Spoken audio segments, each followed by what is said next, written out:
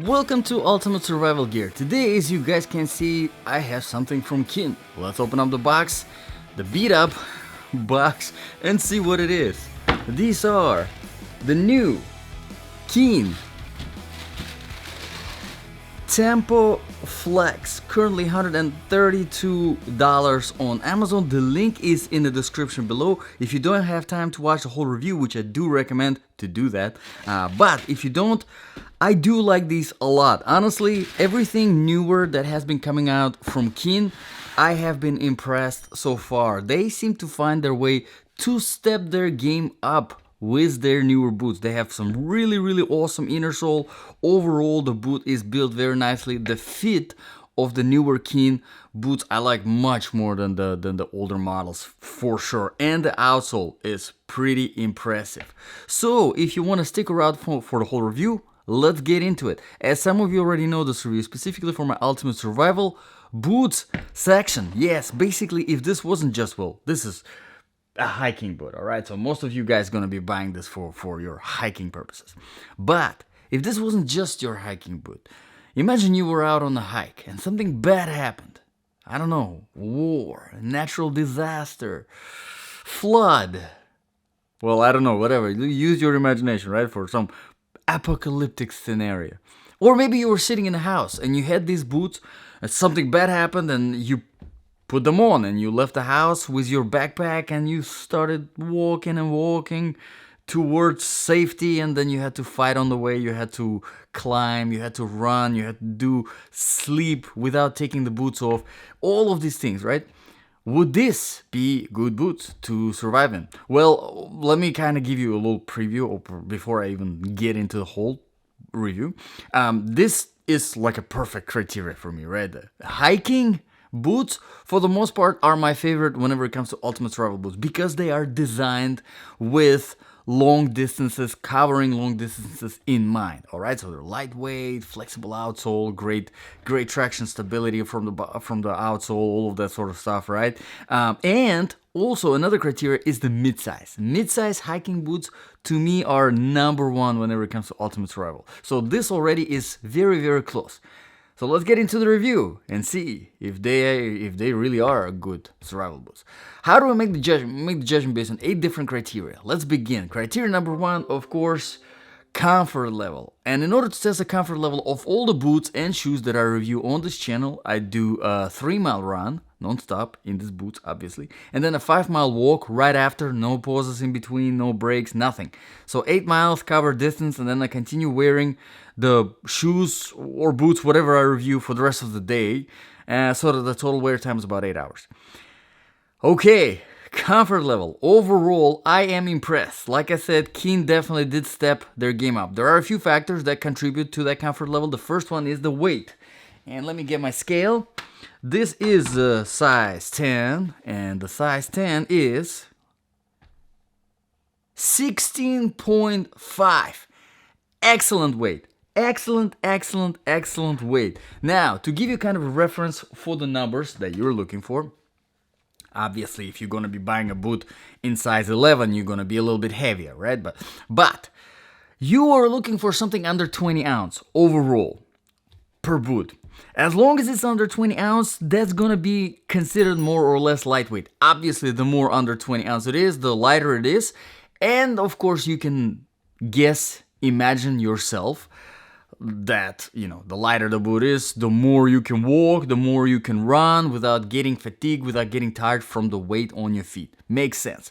The more over 20 ounce it is, the heavier it gets. All right, so 16, it's well below 20. Excellent weight for a mid-size waterproof boot. Excellent weight. All right, now let's move on to the next factor that contributes to the comfort level. It's the flexibility of the outsole, and here, as you can see, it is very flexible. Also, I wanted to point out here, whenever it comes to the overall flexibility of the outsole, you also have to look at the crease.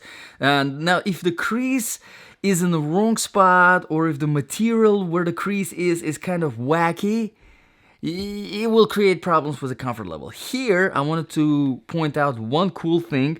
Here, as you can see, KEEN.BELLOWS FLEX, and the patent is pending on this. This is a brand new something. I never seen it anywhere else before, but this is specifically for that proper creasing. So whenever if you're bending and getting on your knee, which you would probably do in a tactical situation if taking out your sidearm or something like that, and you're kneeling and doing whatever. I don't know why you're kneeling, but maybe you're praying. I don't know. Listen, use your imagination. But here, this soft spot, it creases in the soft spot, and it presses on your, on your foot, obviously, and it does not create discomfort. So Keen, guys, this is good. Really, really good. If you guys are watching, fantastic. Patent or no patent, this is great. I freaking love it. Another thing that obviously contributes to the comfort level is the inner sole overall. Not the overall, but the inner sole. So let me take out the inner sole, and inner sole here is pretty fancy. Now this is the newer types of inner soles that Keen started implementing, and I absolutely, well, I don't know about the design, it's flashy, whatever, but I love this inner sole. Probably one of the best inner soles out there so far that I've had on this channel. Great arch support, and it's just like arch support, it says it, yes. Very good heel padding over here. There's overall a very good heel bed, and overall the shape is really nice. So decent amount of cushioning. Overall, great job. Excellent inner sole. Can't really say much more about it. Once you remove the inner sole, keep in mind it goes straight into the harder rubber, which is the midsole, and it still kind of creates a little bit of impact protection, especially if you're running. That's kind of important. But there's another thing that contributes to the comfort level is the padding that we have here on the inside. The shaft has very nice padding. The tongue has decent padding, and throughout the toe box, while you really don't have any padding on the inside, is still almost like a fleece feeling on the inside, so not bad. Just get them in the right size. That's very important, but we will talk about the sizing later. So overall, on the comfort level, excellent job. Keen, you guys nailed it. Let's move on to the criteria number 2 now, proofing and protection. Now, proofing wise, these are waterproof, yes. This is the KEEN.DRY. It's Keen's own waterproofing technology. It's not as fancy as Gore-Tex or, one of those fancy waterproofing technologies, but it works. It does the job. Here, I wanted to point out the gusseting. Let me get my ruler here, and I'll tell you approximately. So the gusseting has about 5 inches of clearance, and the lowest part of the shaft has about 5 inches, maybe 4.8 inches of clearance. So excellent job. So basically, the reason why I'm bringing this up is because Keen implemented the whole length of the shaft into the waterproofing, that's how it's supposed to be. For some reason, a lot of manufacturers, they somehow don't understand that. I don't know why, don't ask me, but Keen did it. They do understand it. Great job, guys. Well done. Let's move on to the protection now. Protection wise, you do have this reinforcement going over the toe, this kind of design pattern. It's a little bit of a harder rubber, not that much harder. However, keep that in mind. Don't drop anything heavy on your foot because you're gonna feel it. But from the outsole, you do have a very nice tough rubber protection, which is good. The outsole is very good. We'll talk later about the outsole. Obviously, you have some padding in the shaft because it's a mid-size. You have your ankles padded, so pretty good. And of course, your heel is reinforced with this piece of fabric rubber as well. So pretty good overall on the proofing and pretty good on the protection. Let's move on to the criteria number 3, quality and the design features. Now, quality wise, everybody knows Keen, excellent brand. They have been around for a while. They know what they're doing. They're not new to hiking boots. They know what they're doing whenever it comes to hiking boots. So I trust them with that. Now, whenever it comes to reviews, because these are newer on Amazon, 140 reviews with 4 stars. Honestly, I'm surprised why it's only 4 stars and not 4.5 or 5 stars, because I personally couldn't find anything wrong with these. I'm kind of giving you in advance. Nothing wrong with this. I would easily give it a 5-star review on Amazon. Well deserved, because it's Amazon. If it was like a out of 10, then yeah, I would have been messing around with the numbers. But whenever it comes to the stars, 5 stars out of 5 stars for sure, well deserved, in my opinion.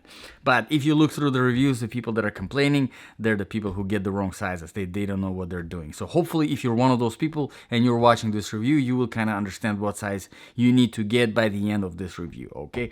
Now, design features. Design features here, I already mentioned this as a part of the design feature in the comfort, so you already know. Obviously, the inner sole as a feature, because it is kind of unique. I already mentioned that. So the only thing I have left here to mention whenever it comes to features is the lacing system. Lacing system is very simple here. I do like the strings. These are my favorite. Not too thick, not too thin, round strings. Good.